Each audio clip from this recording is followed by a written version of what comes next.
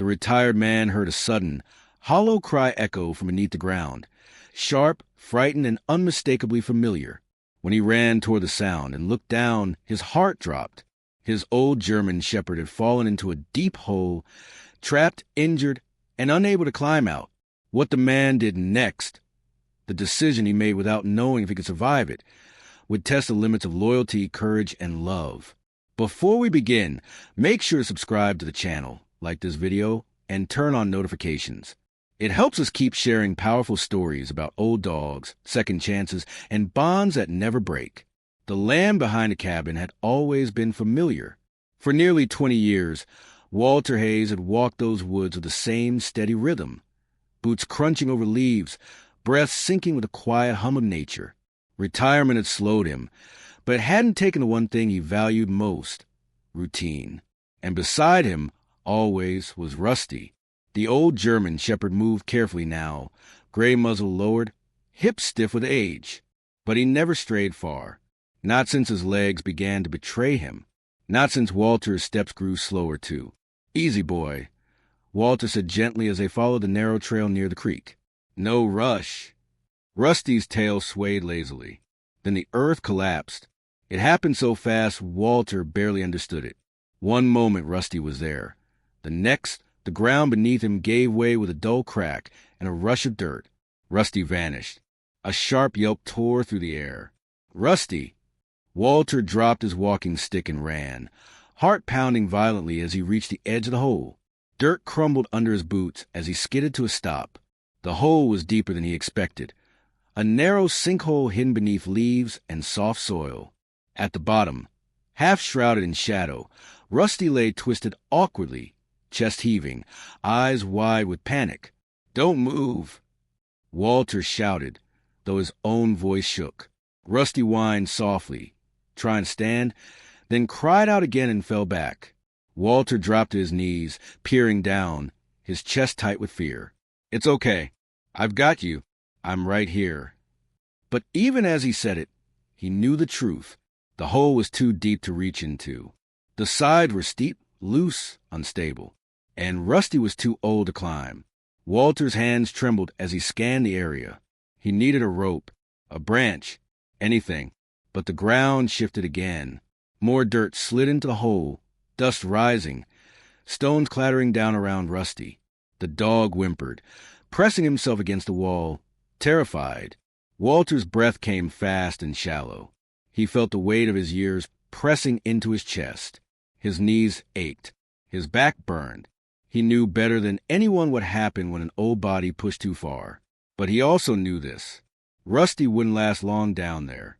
"Hey," Walter said softly, forcing calm into his voice. "Look at me." Rusty's eyes locked onto his. Good. He was still listening. Walter tested the ground with one hand, then another. It crumbled instantly. If he tried to climb down without support, the hole could collapse completely. Walter closed his eyes briefly, swallowing fear. Then he made the decision. He removed his jacket and tied the sleeves together, knotting them tightly. Then he tied his belt to the makeshift rope, checking the knot twice with shaking fingers. He wrapped the other end around a sturdy tree trunk nearby and braced his feet. "Rusty," he called down, voice steady now. "I'm coming to you." Rusty whined, not fear this time, but protest. Walter gave a soft, sad smile. "I know, but I won't leave you." He lowered himself slowly into the hole, dirt sliding beneath his boots, arms burning as he controlled the descent. The walls pressing tightly, the air cool and damp. Every inch down felt like a warning. Every breath felt borrowed. But when his feet finally touched the bottom, Walter knelt beside Rusty immediately, pulling the old dog gently into his arms. "I've got you," he whispered, tears finally spilling. "I've got you." Rusty pressed his head against Walter's chest, trembling but trusting. Above them, the hole creaked softly. The ground was still unstable. Walter held Rusty close and looked up toward the thin circle of sky above. He had made his choice. Now, he had to find a way to get them both out alive. The air inside the hole felt wrong, too still, too cold, carrying a heavy scent of damp soil and broken roots. Walter Hayes crouched at the bottom, One arm wrapped protectively around Rusty's chest, the other braced against the dirt wall. Above them, the narrow circle of sky looked impossibly far away. Rusty's breathing was shallow and uneven. Each breath scraped against Walter's nerves like sandpaper. "Easy, boy," Walter whispered. "Just stay with me." Rusty shifted slightly, then whimpered as pain shot through his hind leg. Walter felt the tension run through the dog's body instantly. "Don't move," Walter said gently, pressing his forehead against Rusty's. "You don't have to be brave anymore." But Rusty had always been brave. Walter's mind raced as he assessed the situation. The makeshift rope, jacket sleeves and belt tied together, was taut against a tree above, but it wasn't designed to carry weight like this. The knots could slip, the fabric could tear, and the walls of the hole were still shedding dirt in slow, ominous trickles. Walter shifted his boots carefully, trying to find firmer ground beneath the loose soil. His knees sank slightly, sending another cascade of dirt sliding past Rusty's flank. Rusty whimpered again. "I know," Walter murmured. "I know." Walter swallowed hard. Panic hovered at the edges of his thoughts, threatening to take over. He forced it back. Panic would make him careless. Carelessness would get them buried. He looked down at Rusty, at the grave matted with dirt, at the eyes that still searched Walter's face for reassurance. "You remember the old barn?" Walter said softly. "The winter the roof collapsed?" Rusty's ears twitched faintly. "We got through that," Walter continued. "You stayed calm. You trusted me. This isn't any different." Rusty let out a soft huff, almost a sigh. Walter tightened his grip around the dog's chest, feeling the rise and fall beneath his palm. Then he reached for the rope, testing it gently. It held. Barely. "All right," Walter whispered. "We're going to try something." Walter knew he couldn't lift Rusty straight up. The dog was too heavy, and Walter's strength wasn't what it used to be. Worse, Rusty's injured leg meant he couldn't help push or climb. That left only one option. Walter would have to get Rusty partway up the wall, and then climb out himself to pull him the rest of the way. The idea made Walter's stomach twist. If he let go, even for a second, Rusty could slip back down, or the wall could collapse entirely. Walter closed his eyes briefly. Then he began. Slowly, carefully, Walter repositioned Rusty, so the dog's front paws rested against a slight ledge in the dirt wall. It wasn't much, just a root in a patch of compacted soil, but it was something. "Hold here," Walter murmured. Just like that. Rusty trembled but stayed put. Walter wedged his own shoulder under Rusty's chest, lifting just enough to take pressure off the injured leg. His back screamed in protest. Sweat broke out across his forehead despite the cool air. He grunted softly, teeth clenched. "That's it. Easy." Above them, a dull crack echoed. Walter froze. A chunk of dirt broke free from the wall and tumbled down beside them, exploding into dust when it hit the bottom. Rusty flinched. Walter's heart pounded violently. He pressed his body closer to Rusty, shielding him instinctively. "Hey!" he whispered urgently. "Look at me." Rusty's eyes locked onto his. "Nothing's happening yet," Walter said, forcing steadiness into his voice. "We're okay." But the hole was telling a different story. Walter could feel it now. The subtle shifts, the way the walls seemed to breathe, expanding and contracting as if deciding whether to hold or give way. Time was against them. Walter tightened the rope around his waist, checking the knots one last time with shaking fingers. "I'm going up," he said softly. "I'll be right above you." Rusty whined, his body tensing in protest. "I know," Walter whispered, voice breaking.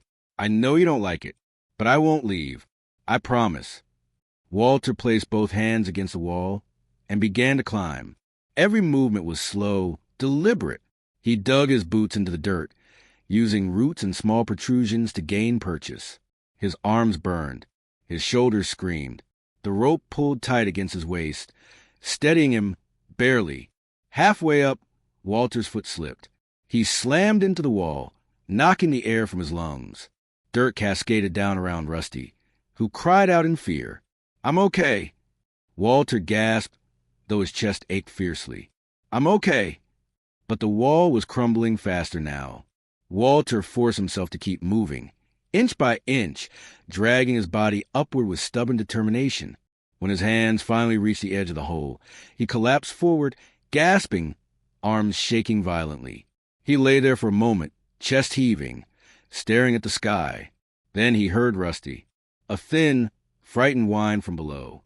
Walter pushed himself up instantly and looked down. Rusty's paws were slipping. The ledge was giving way. "No!" Walter shouted. He grabbed the rope with both hands and pulled, using every ounce of strength left in his body. "Hang on, Rusty. Hang on." The rope went taut. The knot creaked. The fabric stretched. Walter's muscles screamed as he leaned back, heels digging into the dirt, pulling with his entire body. Rusty slid upward an inch, then another, the hole grown around them. Walter's vision blurred. His arms trembled uncontrollably. But he didn't let go, because the decision he'd made at the bottom of that hole hadn't changed. If Rusty went down, Walter would go with him, and if there was even the smallest chance to save him, Walter Hayes would take it.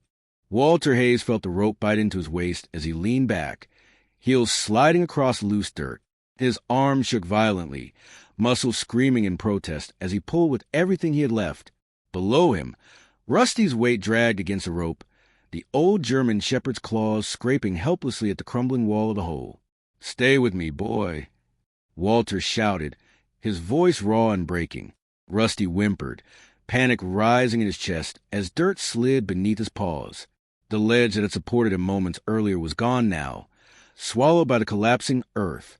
His body swung slightly, suspended by the rope and Walter's grip alone. The hole groaned. Walter felt it through his boots, through his bones, the ground shifting, deciding. He braced harder, leaning his full weight backward, every joint in his aging body protesting the strain. His back burned. His shoulders felt like they were tearing apart. The rope stretched another terrifying inch. "No, no, no," Walter muttered, teeth clenched. He couldn't pull Rusty up like this. Not fast enough. Not safely. Walter's mind raced, searching desperately for another option. His eyes darted around the edge of the hole until he spotted it, a thick fallen branch lying half buried beneath leaves a few feet away. An anchor. Walter held the rope with one hand and shuffled sideways on his knees, inching toward the branch while keeping tension on the line. Each movement sent fresh pain shooting through his body. He wrapped the rope around the branch once, twice, then wedged the branch against a tree trunk, creating friction. The rope held. Barely. Walter dropped to his knees, gasping for breath. His arms trembled uncontrollably as he wiped dirt and sweat from his eyes. "Okay," he whispered hoarsely. "Okay, that buys us a little time." Below him, Rusty hung suspended just above the bottom of the hole, chest heaving, eyes wide with fear and trust. The rope dug into his fur, but he didn't struggle anymore. He waited. Walter crawled back to the edge and looked down. "I need you to help me just a little," he said softly. "Just your front legs. That's all." Rusty let out a small whine, not refusal, but exhaustion. "I know," Walter whispered. "I know you're tired, but you're not alone." Walter grabbed the rope again and pulled, slowly this time, carefully, using the branch as leverage. Rusty's body rose inch by inch, scraping against the dirt wall. His front paws reached the edge, claws hooking weakly into the soil. "Yes, yes," Walter gasped. "That's it." Rusty cried out softly as pain flared in his injured leg, but he didn't pull back. He held on, claws digging desperately into the dirt. The wall cracked again. A loud, violent snap echoed through the hole. Walter froze. The ground near the edge crumbled suddenly, breaking away beneath his knees. Walter slipped forward, arms flailing, barely catching himself on the rope before he could tumble back into the hole.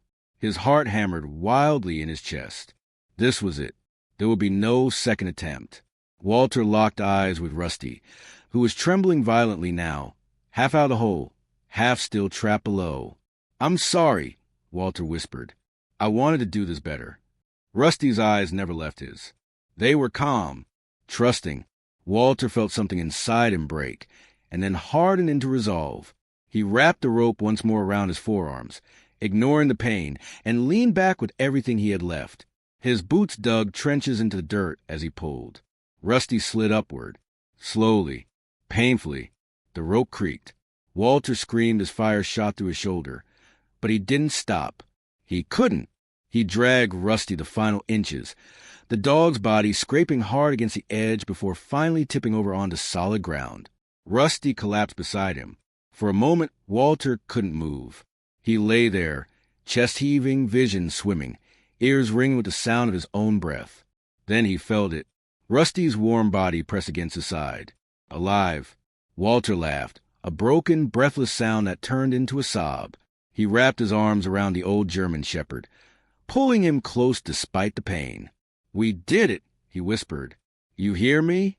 We did it." Rusty's tail moved faintly, tapping once, twice against the dirt. Walter rested his forehead against Rusty's head, tears soaking into the dog's fur. They lay there for several long minutes. The forest slowly returned to life around them, birds calling cautiously, wind whispering through leaves. When Walter finally tried to sit up, pain exploded through his shoulder and back. He gasped, collapsing back on the ground. Rusty lifted his head instantly, whining softly, trying to push himself closer. "It's okay," Walter said through clenched teeth. "Just give me a second." But Walter knew something was wrong. His left arm felt numb, heavy, useless. Walter stared up at the sky through the trees, breath coming shallow and fast. He had pulled Rusty out, but his body had paid the price. Rusty whined louder now, struggling to stand despite his injured leg.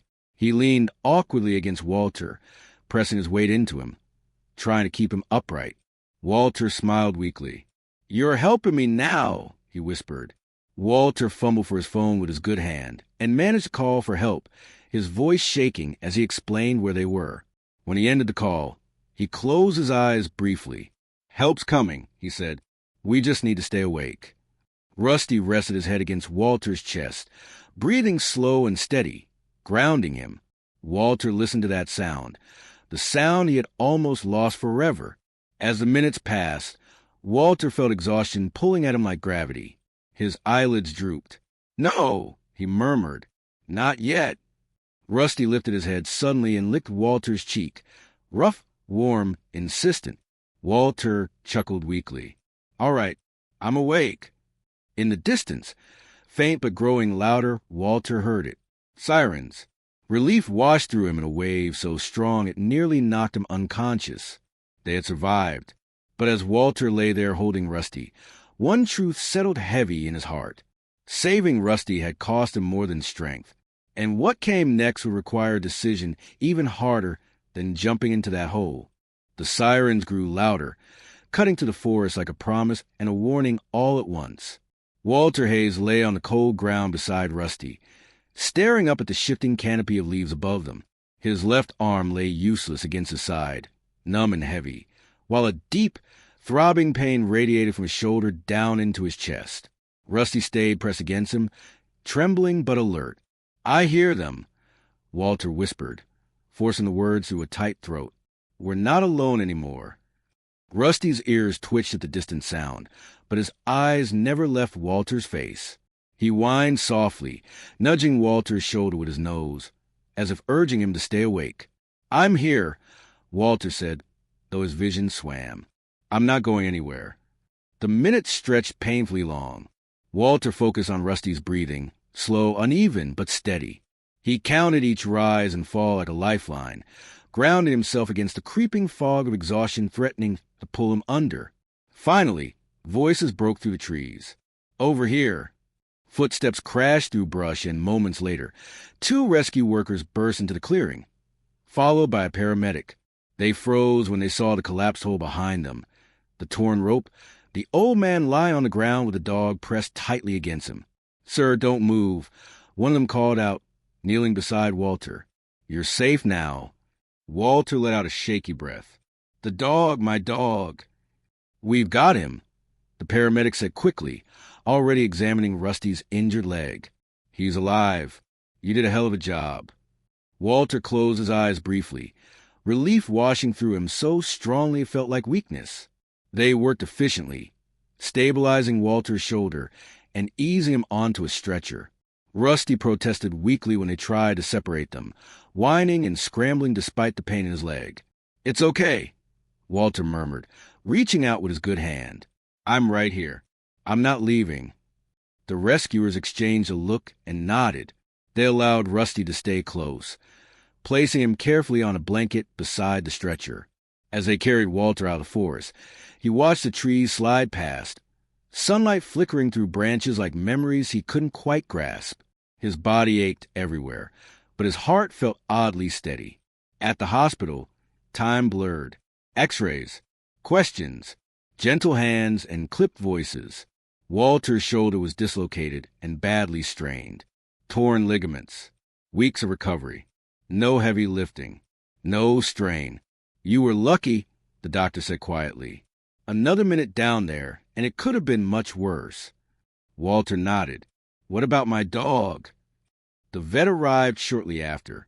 Rusty's injuries were serious, but not immediately life-threatening. A fractured hind leg, severe bruising, arthritis worsened by trauma, and something else. The vet hesitated before speaking. "This fall accelerated things," she said gently. "His body has been compensating for a long time. He's in pain more than he shows." Walter felt his chest tighten. "How much time?" he asked softly. The vet didn't answer right away. "I can't give you a number," she said. "But I can tell you this. He won't recover fully, and the pain will increase." Walter closed his eyes. Rusty lay on a thick blanket nearby, eyes half open, tail giving a faint thump when Walter looked at him. Walter reached out and rested his hand against Rusty's chest. "You stayed," he whispered. "You always stay." The vet watched quietly, then added, "What you did today, jumping into that hole, most people wouldn't." Walter shook his head slowly. There wasn't a choice. But now he realized there was. The days that followed were slower, heavier. Walter returned home with his arm in a sling, and Rusty's leg splinted. Neighbors helped. Meals appeared on the porch. Silence filled the house in a way it hadn't before. Not empty, but watchful. Walter slept in a chair beside Rusty at night, waking at every shift of movement, every change in breathing. Rusty grew quieter. He ate less. He moved only when necessary. But when Walter struggled to stand, Rusty still tried to rise. Pain forgotten, loyalty overriding instinct. "Don't," Walter pleaded one evening, easing him back down. "You don't have to prove anything to me." Rusty looked at him, eyes soft and unwavering. That look haunted Walter. One afternoon, as sunlight poured through the window, Walter sat beside Rusty and spoke aloud, voice trembling. "I don't know how to do this," he admitted. "I don't know how to choose when you've never stopped choosing me." Rusty pressed his head into Walter's chest carefully, as if aware of the injury, as if listening. Walter felt tears spill freely. He had faced pain. He had faced fear. But this quiet, looming truth was harder than any hole in the ground. That night, Walter called the vet again. He asked the questions he had been avoiding, about dignity, about suffering, about how to recognize when love meant release instead of rescue. When he hung up, his hands shook. Rusty slept peacefully beside him, unaware of the weight now pressing on Walter's heart. Walter stared into the darkness, listening to the steady rhythm of Rusty's breath. "I won't fail you," he whispered. "Not now. Not ever." But he knew the final test of loyalty wasn't about holding on. It was about knowing when to let go. And that decision was closer than Walter wanted to admit. The house was quiet in a way that felt permanent. Not the peaceful quiet of early mornings or snowfall, but the kind that settles in when something precious is nearing its end. Walter Hayes sat in the armchair by the window, his injured shoulder still strapped, a blanket pulled over his legs. Outside, late afternoon light stretched across the yard, turning the grass gold. Rusty lay on his bed near the fireplace. The old German shepherd's breathing was slow now. Too slow. Each rise of his chest felt deliberate, as if it required thought. His eyes were open, watching Walter, calm and trusting, the same way they had looked at him at the bottom of that hole. Walter swallowed hard. "You remember that day?" Walter murmured. "When you fell in?" Rusty's tail moved once. Barely. I was afraid, Walter admitted softly. Not of the hole, not of getting hurt. I was afraid of losing you. Walter stood slowly, ignoring the pain in his shoulder, and knelt beside Rusty. He placed a gentle hand on the dog's chest, feeling the warmth, the fragile rhythm beneath his palm. You never hesitated, Walter whispered. You trusted me completely. Rusty shifted slightly, letting out a quiet sigh. The vet's words echoed in Walter's mind, compassionate, firm, unavoidable. The pain would increase. The confusion would come. And Rusty, loyal to the end, would keep trying to stand, to follow, to protect. Even when his body could no longer keep up. Walter closed his eyes, tears slipping free. I can't ask you to keep fighting, he said. Not for me. He pressed his forehead gently to Rusty's. The familiar scent of fur and earth filled his senses, grounding him. You've already given me everything. The decision settled in Walter's chest. Heavy, painful, but clear. That evening, the vet came to the house. She moved quietly, respectfully, kneeling beside Rusty and examining him with practiced care. Then she looked up at Walter and nodded gently. He's ready, she said, and he's not afraid. Walter's hands trembled as he nodded back. They moved Rusty to the porch, where the breeze was soft and the sky glowed orange and pink. The oak tree at the edge of the yard stood tall and still, the same tree Rusty used to rest beneath after long walks. Walter sat with Rusty's head in his lap, stroking the graying fur around his ears. You were brave, Walter whispered. You were good. You were everything. Rusty looked up at him one last time. His eyes were tired, but peaceful. Walter smiled through tears. Thank you, he said, for choosing me. The injection was gentle. Rusty's breathing slowed. Then quietly it stopped. Walter didn't move. He stayed there, holding Rusty, rocking slightly, tears falling freely on the fur he had known for so many years. The world felt impossibly still. I'm here, Walter whispered. I'm still here. When the vet left, Walter remained on the porch until the sky darkened and the first stars appeared. He carried Rusty carefully to the oak tree and buried him beneath it, placing the worn rope, the one that pulled them both out of the hole, beside him, not as a reminder of danger, but as proof of survival. That night, the house felt different, empty but not hollow. In the weeks that followed, Walter healed slowly. His shoulder mended. His strength returned in small pieces. But something inside him had changed forever. He walked the land alone now, slower than before. Sometimes he swore he felt Rusty beside him, a steady presence, a familiar weight. Maybe he did, because love doesn't leave when a body does. It stays in habits, in choices, in courage. One morning, Walter placed a small wooden marker beneath the oak tree. Simple words, carved carefully by hand. He trusted me. I honored that trust. Walter stood there for a long time. Then he turned back toward the house. He walked slowly, but he walked lighter, because the old German shepherd hadn't just been saved that day in the hole. He had saved Walter too, teaching him that the deepest form of loyalty isn't holding on forever. It's knowing when to let go with love. Sometimes the bravest thing we can do isn't rescue. It's release. If this story touched your heart, subscribe to the channel, leave a like, and share it with someone who believes loyalty still matters. Here at Old Dog Chronicles, every story matters because love always leaves a mark.